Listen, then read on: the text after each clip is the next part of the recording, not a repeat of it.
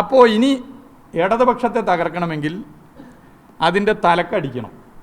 ആ തല ഇപ്പോൾ സഖാവ് പിണറായി വിജയനാണ്. ഇന്നലെ വേറൊരാളായിരുന്നു, നാളെ വേറൊരാളാണ്. ആരാണോ തല, ആ തലയെ അടിക്കും. ആ തലയെ അടിക്കുമ്പോൾ നിങ്ങളിനിപ്പോൾ ചോദിച്ചാൽ എന്ത് വ്യാഖ്യാനം നിങ്ങളതിന് മറുപടിക്ക് നൽകിയാലും ഞാൻ പറയും. എൻ്റെ പാർട്ടി പറയാനാണ് പഠിപ്പിച്ചിട്ടുള്ളത്. അത് മന്ത്രിയായാലും ശരി, ഇടതുപക്ഷ പ്രസ്ഥാനത്തിൻ്റെ ഒരു പ്രവർത്തകനായാലും ശരി, ഇടതുപക്ഷ പ്രസ്ഥാനത്തെ CPIM-നെയും ആക്രമിക്കാനുള്ള ശ്രമം നടത്തിയാൽ അവസാന ശ്വാസമുള്ള കാലത്തോളം അതിനെതിരെ പൊളിറ്റിക്സ് പറഞ്ഞു തന്നെ പോകും. ഇവിടെ കൃത്യമായ അജണ്ട കേരളത്തിൻ്റെ മുഖ്യമന്ത്രിയെ ആക്രമിച്ച് LDF സർക്കാരിനെയും ഇടതുപക്ഷ പ്രസ്ഥാനത്തെയും തകർക്കുക എന്നുള്ള വളരെ ബോധപൂർവമായ ഗൂഢാലോചനയാണ്, പൊളിറ്റിക്സാണ് നിങ്ങളിവിടെ അപ്ലൈ ചെയ്യുന്നത്. അത് നിങ്ങളെല്ലാ പല ശക്തികളും ഇതിൻ്റെ ഭാഗമായിട്ടുണ്ട്. ഇവിടെ കനകോലു ഇവിടെ വന്ന് പല നിലയിലുള്ള PR വർക്ക് കുറേ കാലമായിട്ട് നടത്തിയല്ലോ. കേരളത്തിൽ വർഗീയ കലാപത്തിന് ശ്രമം നടത്താൻ ഉള്ള നീക്കം നടത്തുന്നവരെ പലരും പറഞ്ഞല്ലോ. നിങ്ങൾ എത്ര പേര് കനകോലുവിൻ്റെ വിഷയം ചർച്ച ചെയ്തിട്ടുണ്ട്? കനകോലുവിൻ്റെ പ്രശ്നം ചർച്ച ചെയ്തിട്ടുണ്ട്? ഇവിടുത്തെ പ്രതിപക്ഷ നേതാവും KPCC പ്രസിഡന്റും എങ്ങനെ നടക്കണം, എങ്ങനെ ഇരിക്കണം, എങ്ങനെ ചിരിക്കണം എന്നുള്ളതുൾപ്പെടെ കനകോലുവാണ് തീരുമാനിക്കുന്ന അഭിപ്രായം കോൺഗ്രസിൽ വന്നത് വിവാദമായില്ലേ? നിങ്ങൾ എത്ര പേര് ചർച്ച സംഘടിപ്പിച്ചിട്ടുണ്ട്?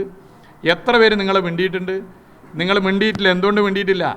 വളരെ ബോധപൂർവ്വം നിങ്ങൾ പരിശോധിക്കേണ്ടേ. കേരളത്തിൻ്റെ ക്രമസമാധാന നിലയെ തകർക്കാൻ, കേരളത്തിലെ LDF സർക്കാരിനെ തകർക്കാൻ കനകോലുവിൻ്റെ ചില പ്രയോഗങ്ങൾ നടക്കുന്നു എന്നുള്ള അഭിപ്രായം ശക്തമായിട്ട് വന്നിട്ടില്ലേ? ശക്തമായി വന്നിട്ടുണ്ട്. നിങ്ങളാരും മിണ്ടിയിട്ടില്ല.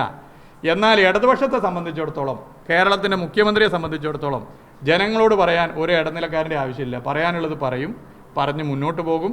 ഇവിടെ എന്തെങ്കിലും മറക്കാനുണ്ടെങ്കിൽ മുഖ്യമന്ത്രിയുടെ പ്രസ് സെക്രട്ടറി കത്ത് കൊടുക്കും. മുഖ്യമന്ത്രിയുടെ പ്രസ് സെക്രട്ടറി ഒരു കത്ത് കൊടുക്കേണ്ട ആവശ്യമുണ്ടോ? മുഖ്യമന്ത്രിയുടെ മുഖ്യമന്ത്രി പറയേണ്ട സമയത്ത് പറയുന്നു. അതിപ്പോൾ ഇപ്പം ഇന്നലെ ഞാൻ ചോദിക്കട്ടെ, ഇന്നലെ നിങ്ങൾ ഈ മലപ്പുറം വിഷയം ചോദിച്ചപ്പോൾ ഞാൻ പറഞ്ഞു അതിൽ കൂടുതൽ കാര്യം എനിക്കറിയില്ല, അത് മുഖ്യമന്ത്രി പറയുന്നതാണ് ഞാൻ പ്രതീക്ഷിക്കുന്നത്. മുഖ്യമന്ത്രി പറഞ്ഞു.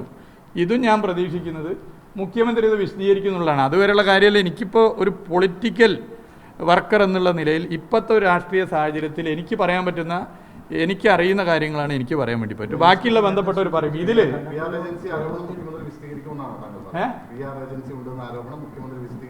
സ്വാഭാവികമായിട്ടും പറയുമല്ലോ. അതിപ്പോൾ എനിക്കിപ്പോൾ സ്വാഭാവികമായിട്ടും അത് എന്താണ് സംഭവം എന്നുള്ളത് മുഖ്യമന്ത്രി പറയുന്ന ഉറപ്പല്ലേ. പക്ഷേ മലപ്പുറത്തെ വിഷയത്തിൽ എടുത്ത സമീപനമല്ല നിങ്ങളതിൽ എടുക്കേണ്ടത്. അതിലും നിങ്ങളിതുപോലെ CD കുറേ കൊണ്ടുപോയി അവസാനം അത് പച്ചക്കള്ളെന്ന് നാടറിഞ്ഞിട്ടും നിങ്ങൾ തിരുത്താൻ തയ്യാറായിട്ടില്ല. നിങ്ങൾ പറ്റിയ അബദ്ധം പറയാൻ തയ്യാറായിട്ടില്ല. നിങ്ങളെ കുഴിച്ചടിച്ചതല്ല, നിങ്ങൾ കുഴിച്ചടിച്ചതാവാം, ചിലപ്പോൾ നിങ്ങളെ കുഴിച്ചടിച്ചതാവാം.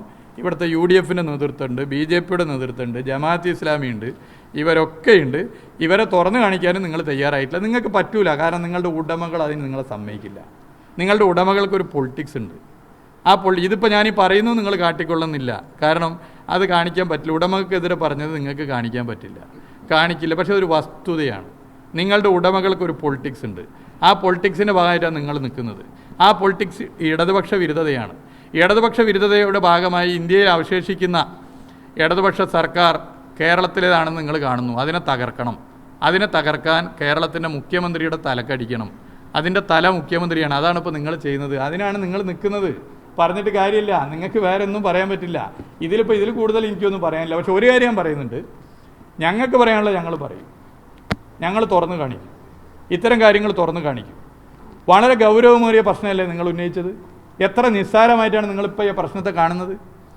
മലപ്പുറം ജില്ലയെ ആകെ അപമാനിക്കാൻ, മലപ്പുറം ജില്ലയ്ക്ക് രൂപം കൊടുത്ത EMS-ന്റെ പിന്മുറക്കാരനായ പിണറായി വിജയൻ തയ്യാറായി എന്നുള്ള അഭിപ്രായം നിങ്ങൾ പറയാമെന്ന് പറഞ്ഞാൽ ഗൗരവമുള്ള വിഷയമല്ലേ?